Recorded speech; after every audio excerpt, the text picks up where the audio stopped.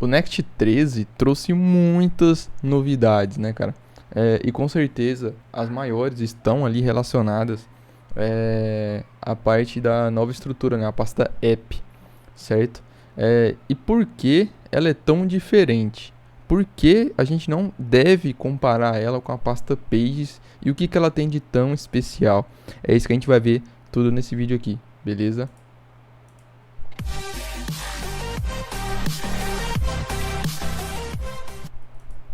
Fala galera, beleza? Galera, o canal tá organizado em playlists, tá? Então tem playlist sobre React, sobre Next, Solid, Teste, Dica de Carreira, TypeScript, enfim, tem muitas tem muitas playlists, né? Que tá bem organizado o canal, tá tudo separadinho. E então, sim, se você tá procurando algum vídeo, provavelmente já deve ter algum aqui no canal. Se não, né? Você comenta aí que eu posso trazer. Existe uma playlist também focada apenas nas novidades do Next 13. Tem uma playlist de Next em geral, tá? Para você que tá aprendendo Next aí, quer aprofundar mais na tecnologia. Tem muitos vídeos aqui no canal, inclusive, mas tem uma que é exclusiva do Next 13. Então todas as novidades do Next 13, desde a época do lançamento até as novas features que eles vêm lançando até hoje, eu tô sempre trazendo conteúdo aqui no canal, beleza? E uma excelente novidade também, uma excelente adição aqui, seria, com certeza seu like, né? Então, né, já deixa o seu like aí, isso ajuda demais eu continuar trazendo mais conteúdo aqui de qualidade aqui pro canal. E assim a nossa comunidade crescer cada vez mais, né? Que a nossa comunidade do Discord já tá bem massa. E se você quiser fazer parte, né, o link tá sempre na descrição aí do vídeo, beleza? Então, muito obrigado, né, para vocês que já estão fazendo parte da nossa comunidade, que você que já deixa sempre o seu like aí, deixa seu comentário, isso ajuda muito. E tá, já deixa nos comentários também se você já está utilizando o Next 13 nos seus projetos e se tiver, qual a sua feature preferida? Cara, porque assim, é até difícil escolher, né? Porque o Next 13 trouxe muitas coisas massas ali, mas deixa nos comentários o que você mais tá curtindo de utilizar dele aí, beleza? Então, bora lá pro vídeo. Esse vídeo, galera, eu dividi ele em duas partes, tá? Então a primeira parte aqui, como a maioria dos vídeos no canal, a primeira parte a gente vai falar um pouco da parte teórica e depois eu já vou passar para a parte prática aqui para te mostrar na prática tudo isso que a gente está vendo aqui, beleza? Então bora lá. Server Components, né? O que eles são? A gente vai ver algumas features deles aqui. Bom que eu apaguei o negócio ao contrário, mas beleza.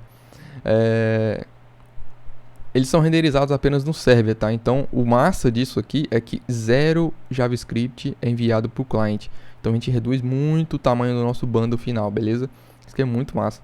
Ele não tem acesso a feature, né? Como ele está rodando no server, então ele não tem acesso a features client-side, beleza? Então, hooks e states, por exemplo, a gente não consegue acessar via server components. E aí, o que acontece, né? Se você precisar utilizar algumas dessas features aí do cliente. Eu já vou te mostrar como que a gente faz isso na prática, beleza? Eles podem acessar informações sensíveis, tá? Então, como tá rodando lá do server, então a gente tem controle maior ali de alguns fluxos de dados, né? De informações. E massa demais do que eles podem ser assíncronos, tá? Então, imagina você criar um componente que ele é assíncrono. Isso aqui cara, é sensacional. E a gente vai ver isso aqui na prática já, beleza? Então, nessa parte aqui ele não tem acesso a client-side features, então ele não possui interatividade, tá? Um server components ele não possui interatividade nem event listeners. Então, tipo clique de botão, on-change, a gente não consegue ter dentro do componente server components. Ele não pode também usar nenhum custom hook que depende de state, de effect, de APIs ali que são exclusivos do browser. Tá? E eles também não podem utilizar class components do React, que é aquela forma que a gente tinha antigamente de criar componentes no formato de classe, né? Que os hooks eles foram introduzidos no React 16.8, certo? Atualmente, no momento que eu estou gravando esse vídeo, a gente está no React 18 já, tá? Talvez você veja esse vídeo no futuro aí, então a gente já está no React 19, 20 e etc. Então, existem essas limitações dentro do server components, tá? Então, e os client components? Bom, eles são renderizados apenas do lado, não apenas, mas eles são renderizados do lado do cliente, né? Só que eles são renderizados eles são renderizados do lado do server, primeiramente, e aí, caso haja necessidade, eles são hidratados no lado do cliente, tá? A gente já vai ver como é que isso aqui funciona na prática, beleza? Então, eles podem acessar, eles podem ter interatividade, então, state hooks, a gente pode acessar aqui dentro deles, beleza? E também, o outro ponto importante é que eles não podem acessar informações sensíveis diretamente, tá? Diferente do server components, tá? Então, a parte teórica que eu queria trazer era basicamente isso. Então agora a gente pode ir para a parte prática, né? Para eu te mostrar essas features aqui na prática. Então, tem um projetinho aqui rodando no Next 13. Eu vou vir aqui, por exemplo, na pasta na Products aqui, não tem basicamente nada, só tá renderizando apenas isso daqui. Então, o restante aqui tá tudo dentro do meu layout, tá? Inclusive tem um vídeo mostrando como é que a gente criou esse layout aqui e essas features aqui e tal. É um vídeo bem massa e a gente consegue entender um pouco alguns conceitos importantes ali. Por exemplo, eu trago o conceito de Context API nesse vídeo aqui, e nesse caso a gente nem precisaria utilizar a Context, tá? Então eu te mostro os dois jeitos, as duas formas de fazer e pró e contra de cada uma, beleza? Bom, voltando aqui pro vídeo, né, Server Components. Esse componente aqui, já deixa nos comentários, esse componente aqui, ele é um Server Component ou um Client Component? Para você que está acompanhando os vídeos aqui no canal, que está mais por dentro das novidades aí do Next 13, você com certeza acertou, né? Se você falou que esse componente aqui, ele é um Server Component. Por quê?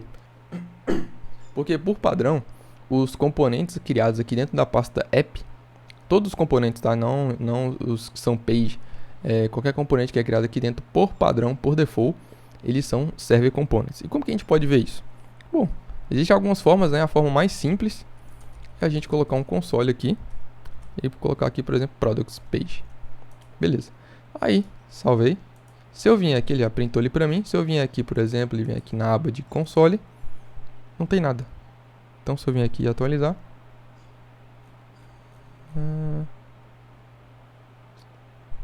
tá, não, um errinho aqui, mas enfim, não tem nada, né? Não tem nada aqui do lado do cliente. Onde que tá esse console então? Tá aqui, ó. Tá do lado do server. Olha que massa. Massa, né? Então, esses carinhas aqui, esses componentes que a gente cria por default, eles são Server Components, beleza?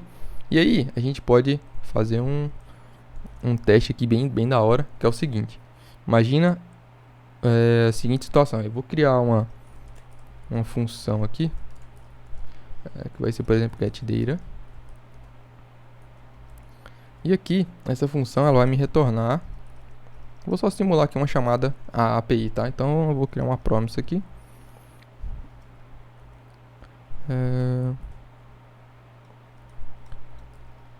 Basicamente isso aqui. Vou criar um set timeout aqui, padrão.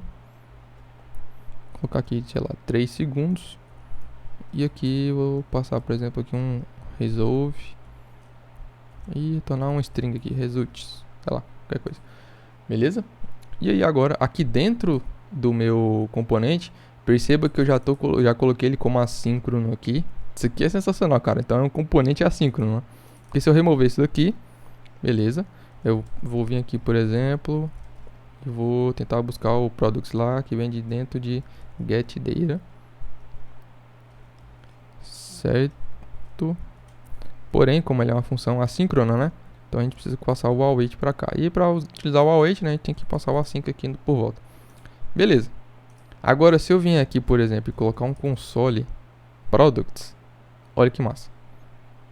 Vou até limpar isso aqui e vou salvar. Depois de 3 segundos ele me retorna results. Então eu consegui fazer uma chamada, como se fosse uma chamada aqui, né, a API, dentro do meu próprio componente, sem usar useEffect, sem usar state, nada disso. Massa, né? Então, por exemplo, se eu vier aqui e querer printar esse carinha, products, vou criar um P aqui, passar esse cara aqui pra dentro. Então, inicialmente ali ele Ele tá como undefined. Tá como unknown. Vou passar aqui que ele me retorna uma string. Beleza, já entendeu que é uma string. Vamos só vir aqui atualizar. Beleza. Show de bola. E aqui também a gente poderia, por exemplo, em vez de retornar uma string, vou retornar um name, que é um string, vai ter id, que é o number, e isso aqui é um array. Tá, e aqui em vez de retornar isso daqui, eu vou retornar um array. Eu vou ter o id, que é 1, por exemplo, o name, que é Júnior. E aqui ele vai me devolver um array, e aqui eu não posso fazer assim, então eu vou ter que ser um map, né? Então se eu vim aqui, ponto .map, products, então vai ser um P, aqui vai ser o product ponto id, ele não tá pegando. Tá. E aqui vai ser product.name.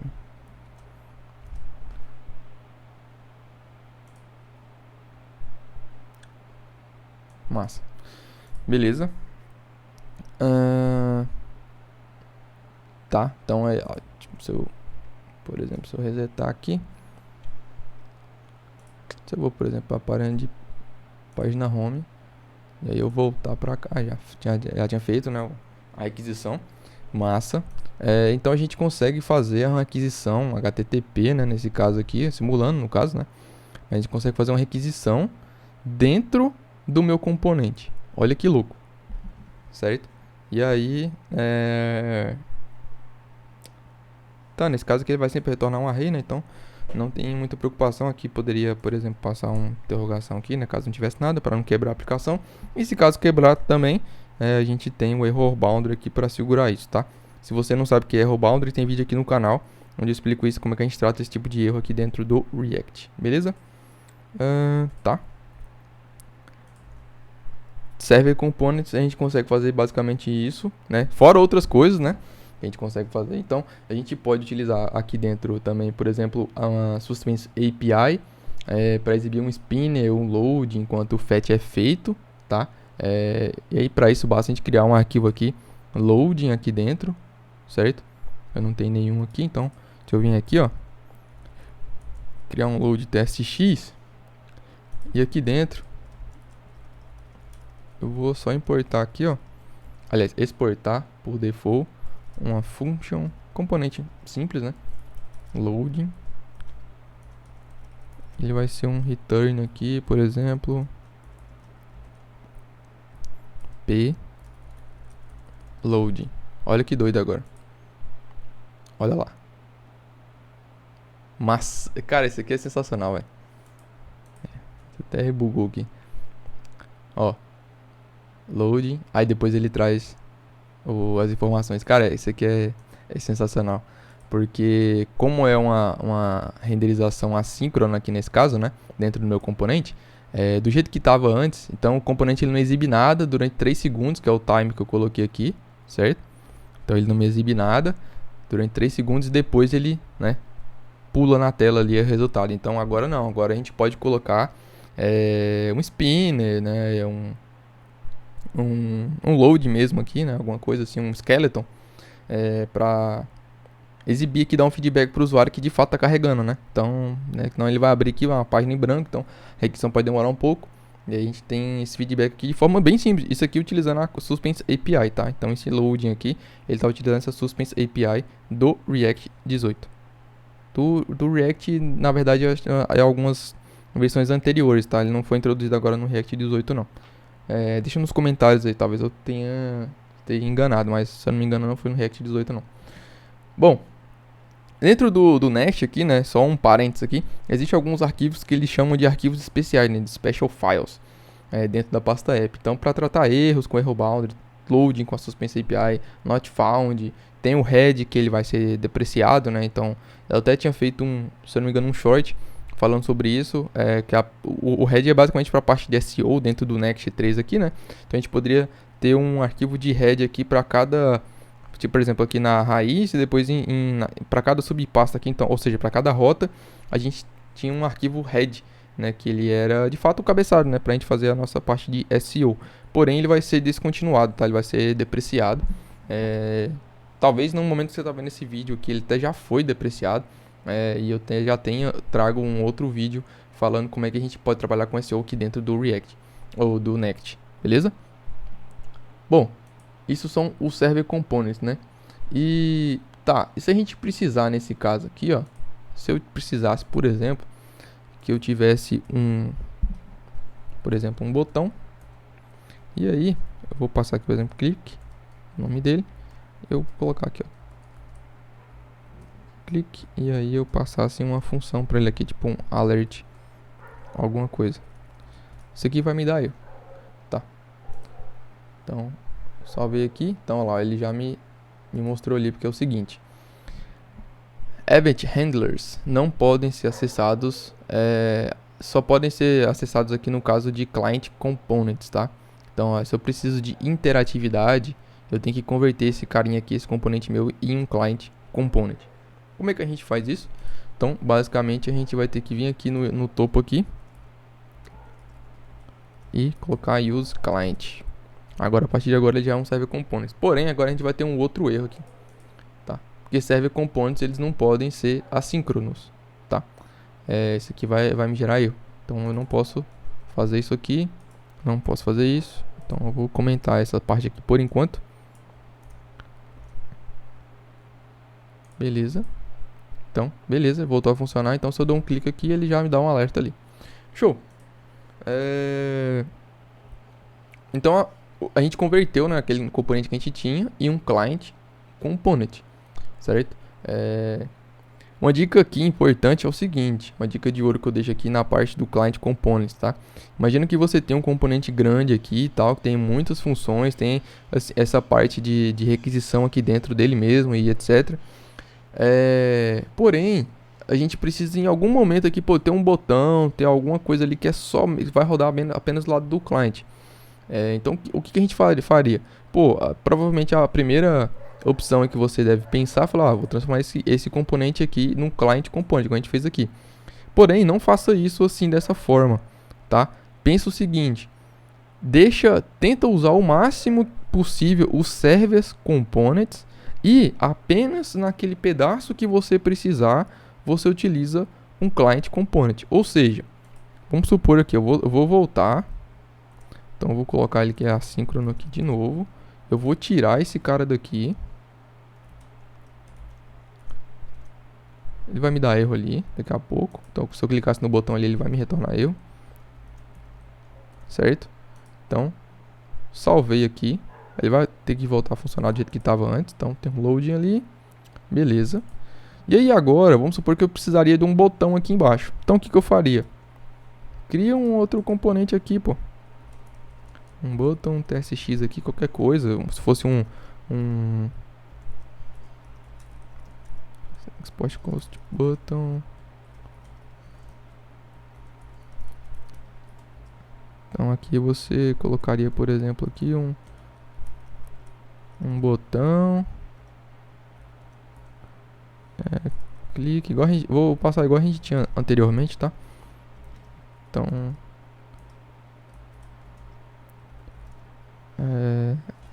passar um alert aqui, por exemplo. Clique aqui nesse carinha, eu vou passar o use client, tá? E aí, o que acontece? Eu vou pegar esse cara aqui agora e importar aqui dentro.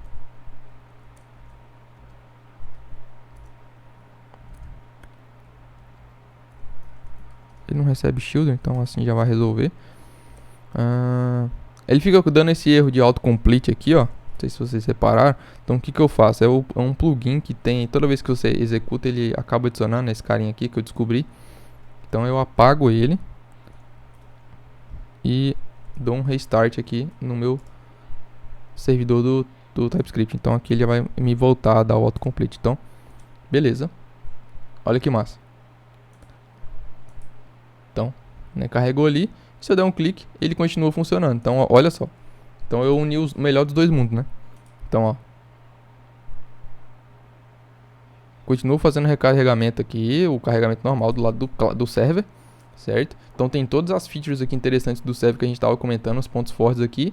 E somente onde eu precisei, eu separo ele num client component e aí ele funciona normalmente, beleza? Que é essa parte aqui agora já está rodando do lado do button aqui, não aqui dentro, certo? Então, evita a gente utilizar, converter um componente inteiro em client component apenas por causa de pouca coisa, né? Então, pô, preciso de um estado, preciso de um use effect aqui, alguma coisa. Separa esse trecho, então, num componente à parte, para você poder utilizar essas features do client.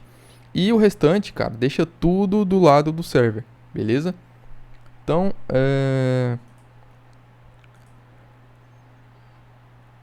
Client Components, né? Então, tem pró e contra, né? Os dois têm lados positivos e negativos aqui, eles têm limitações, certo? Porém, né, o melhor é você conseguir unir os dois, né? Unir o melhor dos dois mundos, que é o que a gente fez aqui nessa parte, beleza? Então, galera, a gente tem um canal no Discord, né? Tem muita gente sensacional lá dentro já. Então, se você ainda não tá lá dentro, recomendo bastante você entrar pra gente fazer networking, se conhecer, trocar ideia, aprender bastante coisa nova. O pessoal tá se ajudando muito lá dentro e a gente tá aprendendo bastante. Além de, né, como eu comentei, fazer um excelente network, né? O link tá na descrição aí para você participar da nossa comunidade lá no Discord.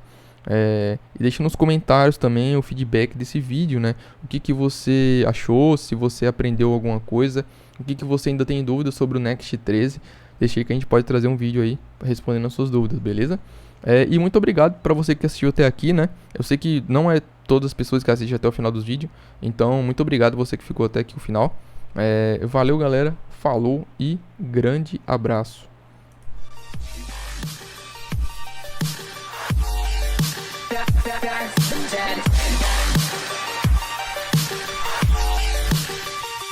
From the dead.